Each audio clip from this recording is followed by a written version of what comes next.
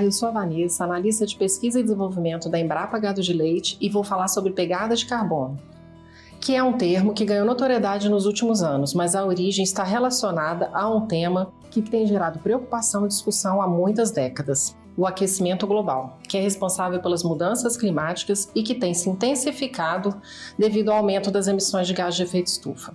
E para reduzir esse impacto e o aumento da temperatura global, os países têm se mobilizado para reduzir essas emissões. Em 2015, 195 países assinaram um acordo para a redução das emissões até 2025, que foi o Acordo de Paris. E mais recentemente, em 2021, uma nova meta foi proposta na COP26, que é o compromisso de reduzir 30% das emissões de metano até 2030. E por que contando toda essa história? Porque para reduzir as emissões é preciso contabilizar, é preciso saber quantificar as emissões de gás de efeito estufa.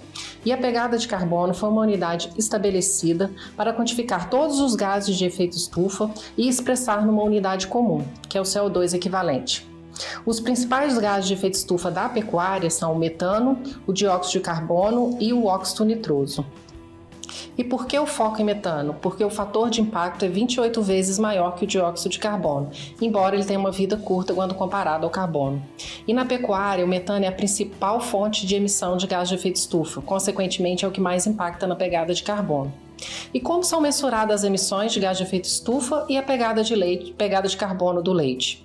É a soma de todas as emissões que ocorrem nas etapas de produção de leite, como por exemplo o metano entérico resultante da digestão dos bovinos, o metano e o óxido nitroso resultante do manejo de dejeto, as emissões resultantes da fertilização nitrogenada de lavouras e pastagens, as emissões da queima de combustível de máquinas agrícolas e implementos e as emissões de outras cadeias produtivas que fornecem insumos para o sistema de produção. E a pegada de carbono é obtida pelo total das emissões dividido pelo total da produção, ou seja, quilo de carbono equivalente por quilo de leite.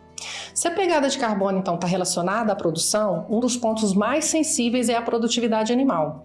Ou seja, quanto maior a produtividade por animal, tende a ser menor a pegada de carbono. O Brasil ele tem um potencial de redução das emissões muito grande. Nos Estados Unidos, por exemplo, com metade do rebanho produz mais que o dobro do volume produzido pelo Brasil. E na Alemanha, com 1/4 do rebanho, produz praticamente o mesmo volume que o Brasil. A média de produção ainda é muito baixa e os sistemas de produção, em sua maioria, podem melhorar em eficiência de produção e, consequentemente, reduzir a pegada do leite. As estratégias para redução da pegada e aumento da eficiência elas estão relacionadas.